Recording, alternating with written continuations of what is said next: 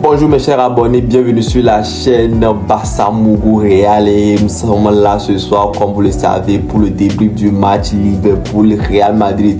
Oui, les Madrilènes qui sont sur cette chaîne aujourd'hui, ça sera un peu sévère parce que ce que Ancelotti nous a pondu comme système de jeu en première mi-temps, mes amis, commence par se poser des questions. Est-ce que Ancelotti est encore l'homme de la situation? Oui, parce que aujourd'hui Ancelotti est venu en mode Cochoneros.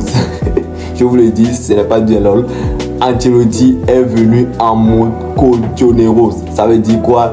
Nous défendons bas, très bas, et nous essayons d'exploiter les comptes au maximum et nous essayons de piquer l'adversaire. Mais aujourd'hui ça n'a pas été fructueux parce que l'attaque c'est un peu léger. Il faut que l'équipe gagne beaucoup de terrain avant de voir la surface adverse. C'était un peu compliqué pour le Real Madrid d'aujourd'hui et tout ça là nous allons en revenir et nous commençons par la composition de l'équipe, mes amis. Aujourd'hui, ce que Ancelotti a mis comme composition, je peux dire que c'est cohérent. La défense, Asensio, Rudiger, c'était cohérent, c'était solide. Les deux, on sent que s'il y a une complémentarité à droite, Valverde, à gauche, Mendy, je pense que c'était très solide et en première mi-temps, ça n'a pas loupé. Liverpool a essayé à pousser, mais c'était très compliqué. Ils n'ont pas pu ouvrir le score en première mi-temps et tout s'est décanté à la seconde mi-temps. Je pense que le problème profond qu'a le Real Madrid en ce moment, c'est que le Real Madrid a perdu tout son système, a perdu son identité. Oui, parce que le Real Madrid, l'identité du Real Madrid, c'est que nous défendons solidement, mais nous sommes en capacité de pouvoir piquer l'adversaire, ce qui faisait la force du Real Madrid.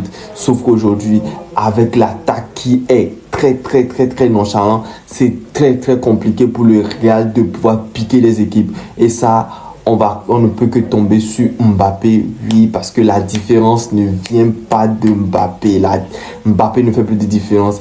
Et quand c'est comme ça, c'est compliqué pour l'équipe.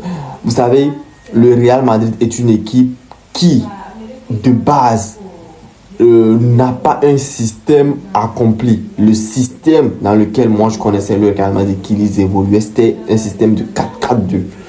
Et ce système leur avait porté beaucoup de fruits. Maintenant qu'aujourd'hui Mbappé est dans l'équation, ils sont obligés de jouer d'une manière où il peut être sublimé. Mais mes amis, c'est compliqué de faire sublimer un joueur qui n'est plus là mentalement. Parce que le penalty que Mbappé rate aujourd'hui, à aucun moment Mbappé doit rater ce penalty. Ton équipe est en difficulté. Les entrants qui ont provoqué le penalty sont rentrés en jeu avec une nouvelle mentalité pour pouvoir tourner la tendance. Et ils ont provoqué un penalty. C'est la moindre des choses, c'est de transformer ce penalty. Sauf que Mbappé n'a pas été capable et ça s'est payé cash, vous voyez. C'est ça. Le Real Madrid ne nous a pas habitués à ça. Le Real Madrid, c'est une équipe à haute intensité. C'est une équipe, même si vous êtes en train de les mener, ils trouvent toujours la solution de renverser la vapeur. Mais mes amis, il faut qu'on se le dise. Il y a trop de blessés dans cette équipe. Et voilà, aujourd'hui, vous allez comprendre, mes amis, quand le Barça, nous, on se plaignait de ne pas avoir de joueurs. On disait, on souffrait avec les Luc de Jong, on souffrait avec des joueurs pour dépanner. Vous vous dites que non, que ce n'est pas des excuses. Aujourd'hui, vous le voyez clairement.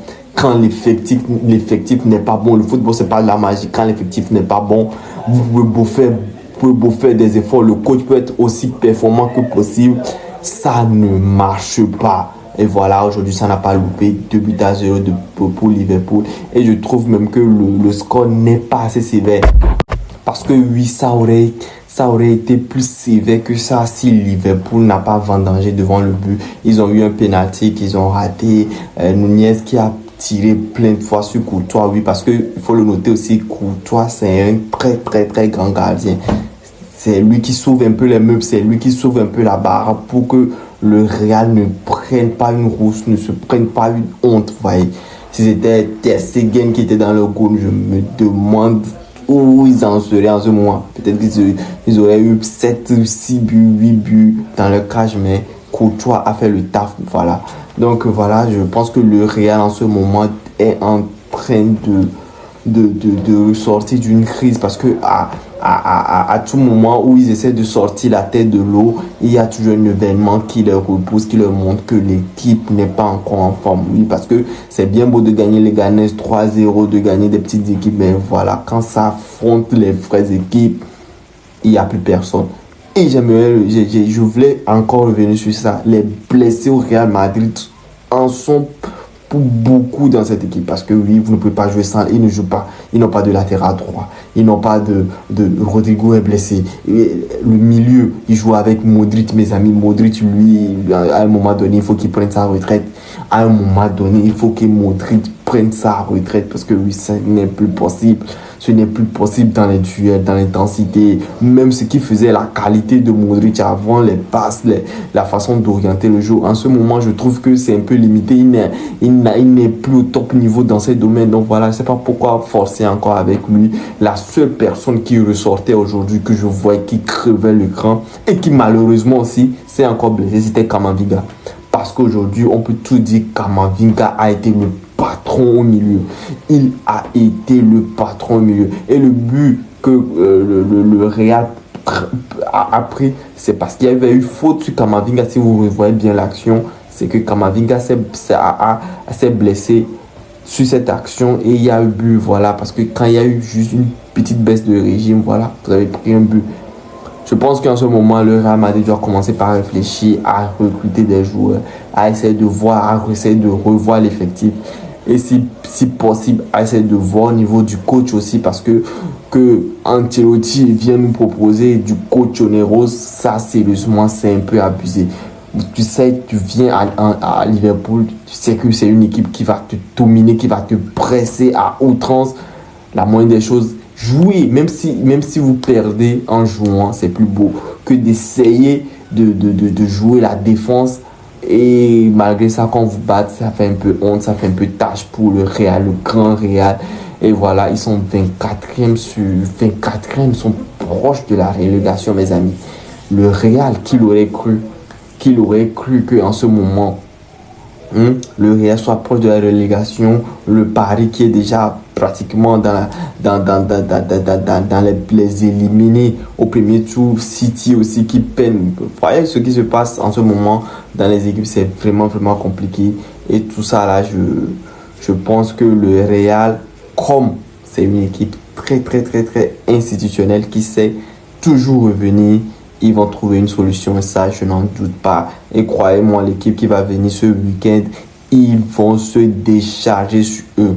Voilà, mes amis, je pense que j'ai déjà fait le tour sur le match aujourd'hui. Pas grand-chose à retenir, sauf que le Real n'a pas été au niveau et que ça, c'est juste un message. Vous avez perdu contre le Barça 4-0. Vous venez de perdre contre Liverpool 2-0. Ça veut dire que quand une équipe a un niveau un peu plus élevé, le Real n'y arrive plus. Et ça, c'est déjà un indicateur pour comprendre que le Real est sur une pente glissante et que c'est le moment de pouvoir changer la tendance et tourner. Voilà, donc mes amis, nous sommes toujours deuxième. Bon, en ce moment, le classement a changé avec la victoire de Liverpool. Nous sommes troisième.